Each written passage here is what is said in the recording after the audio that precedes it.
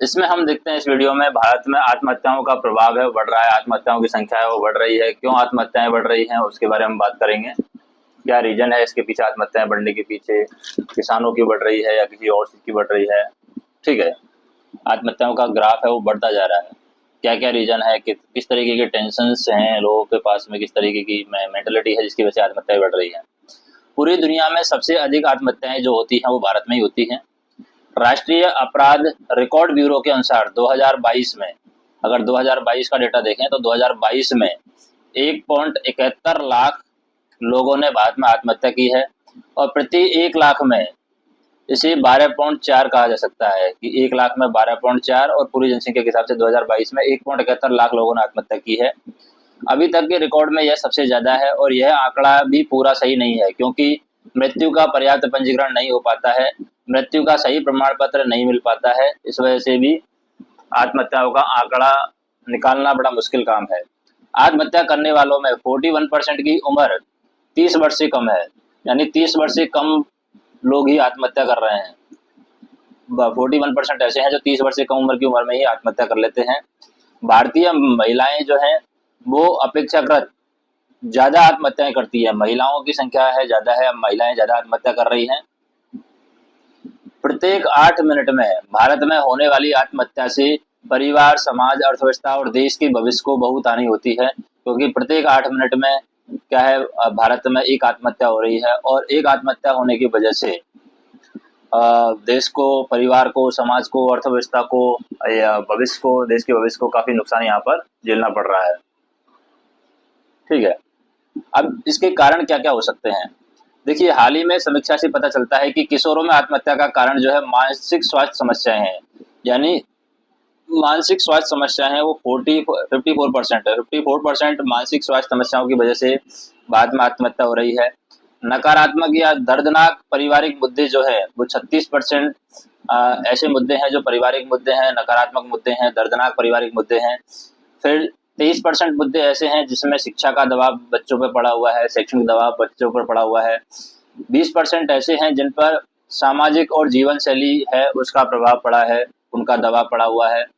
और 22% ऐसे हैं जिनकी वजह से हिंसा की वजह से वो आत्महत्या कर रहे हैं। और आर्थिक संकट है, 9% लोगों पर आर्थिक संकट है जिसकी वजह से आत्महत्या कर रहे हैं। और 9% ऐसे लोग हैं जो भावनात्मक संबंध की वजह से आत्महत्या यहाँ पर कर रहे हैं। ठीक है, उसके बाद में शारीरिक और यौन शोषण, कम उम्र में विवाह और कम उम्र में मां बनना, घरेलू हिंसा हो सकता है, लैंगिक भेदभाव भी कुछ ऐसे कारण हैं जिनके चलते युवा और लड़कियां हैं वो आत्महत्या कर लेती हैं। हमारी शिक्षा प्रणाली में अंकों पर जोर दिया जा रहा है, जिसके अच्छे अंक हैं अंकों पर जोर दिया जाता है। तो शिक्षा प्रणाली में इससे माता पिताओं का दबाव, स्वयं पर भी दबाव पड़ता है। शैक्षणिक संस्थाओं से की जाने वाली जो अपेक्षाएं हैं वो भी आत्महत्या का कारण बन रही है। भारत में 19 राज्यों में विश्लेषण से पता चलता है कि लगभग 20% कॉलेज विद्यार्थी नेट के आदी थे। किसके आदी थे? 20% कॉलेज विद्यार्थी है वो नेट के आदी थे और 1/3 युवा है वो साइबर ठगी का शिकार हुए हैं। किसका शिकार हुए हैं? साइबर ठगी का शिकार हुए हैं, जिसकी वजह से आत्महत्या कर लिए हैं।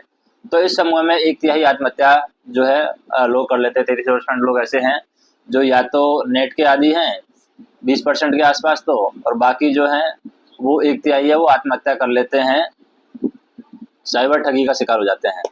तो इसके समाधान क्या क्या हो सकते हैं? देखिए, युवाओं को समस्या का समाधान तो ढूंढना ही होगा। युवाओं को समस्या समाधान, आवेग नियंत्रण और भावनात्मक मजबूती सिखानी चाहिए कि किस तरीके से समस्याओं का समाधान किया जाए, किस तरीके से अपनी भावनाओं पर कंट्रोल किया जाए। ये युवाओं को सिखाना चाहिए कि किस तरीके से अपनी भावनाओं पर कंट्रोल किया जाए, किस तरीके से अपने आवेग पर नियंत्रण किया जाए। क्योंकि भावनाओं और आवेग पर अगर आप नियंत्रण नहीं करेंगे, तो अगर आप इन चीज़ों पर मजबूती से नहीं रहेंगे तो आप क्या है, जीवन शैली में उस तरीके से आप ढल नहीं पाएंगे। उन्हें बताया जाना चाहिए कि मानसिक कमजोरी की स्थिति में आप मदद मांग सकते हैं। अगर आप मानसिक रूप से कमजोर हैं तो आप किसी से मदद मांग सकते हैं, लेकिन आपको इस तरीके का कदम, आत्महत्या जैसा कदम है वो नहीं उठाना चाहिए। मानसिक संकट की शुरू में पहचान कर लेनी चाहिए, उसके अनुकूल उसकी देखभाल करनी चाहिए, उसकी व्यवस्था कर लेनी चाहिए, उसका अल्टरनेटिव आपको ढूंढ लेना चाहिए। एक स्वस्थ जीवन शैली जैसे कि आपका अच्छा आहार होना चाहिए, शारीरिक गतिविधि आपकी होनी चाहिए, इंटरनेट का माध्यम और इंटरनेट का जो है वो उचित उपयोग आपको करना चाहिए, अच्छी मित्रता करनी चाहिए, योग और ध्यान का आपको सहारा लेना चाहिए और योग और ध्यान से मानसिक स्वास्थ्य आपका सुधारा जा सकता है। ठीक है।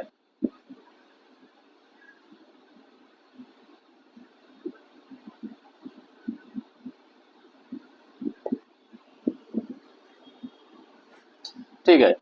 शिक्षा में मूल्यांकन के लिए वैकल्पिक विधियों को लाया जाना चाहिए कि क्या-क्या वैकल्पिक विधियाँ हो सकती हैं मूल्यांकन के लिए, अंकों के अलावा और क्या-क्या चीज़ें हैं जिन पर ध्यान देना चाहिए लोगों को।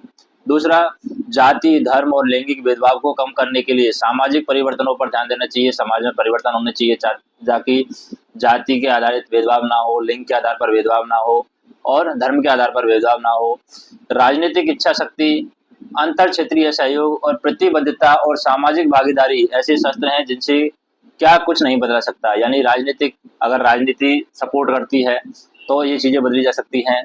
अंतर क्षेत्रीय सहयोग, आपस में क्षेत्र आपस में एक क्षेत्र दूसरे क्षेत्र की सहयोग करे तो ये चीजें बदली जा सकती हैं।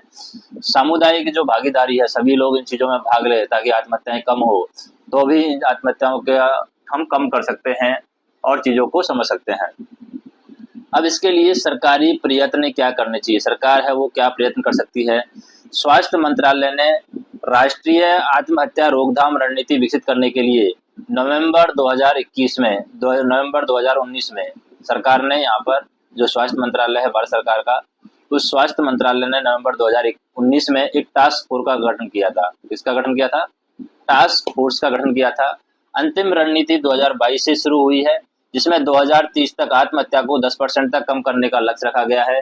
रणनीति ने माना है कि आत्महत्या कम करने के लिए स्वास्थ्य, शिक्षा, सूचना और प्रसारण, सामाजिक कल्याण मंत्रालयों के बीच में सहयोग आवश्यक है और यह रणनीति मानसिक स्वास्थ्य को बढ़ावा देने के लिए स्कूल स्वास्थ्य, राजदूतों और युवा क्लबों के माध्यम से मादक पदार्थों और व्यसन को कम करने पर जोर देती है कि जो भी मादक पदार्थ है उनकी सप्लाई कम हो, जो भी आ, आ, लत लगी हुई है युवाओं में उनको कम किया जा सके। तो ये लेख है, ये द हिंदू के बेस पर ये लेख तैयार किया गया है। 8 अप्रैल 2024 को ये लेख छपा था, उसके बेस पर ये लेख तैयार किया गया है और ये कंटेंट जो है AFE-IAS ने तैयार किया है और हमने आपको अपनी भाषा में इस कंटेंट को बताया है। तो आपको ये कंटेंट कैसा लगा और बताइए। आप वीडियो को लाइक कर दीजिए, चैनल को सब्सक्राइब कर लीजिए और जो भी आपका सजेशन है वो आप कमेंट में बता सकते हैं। धन्यवाद।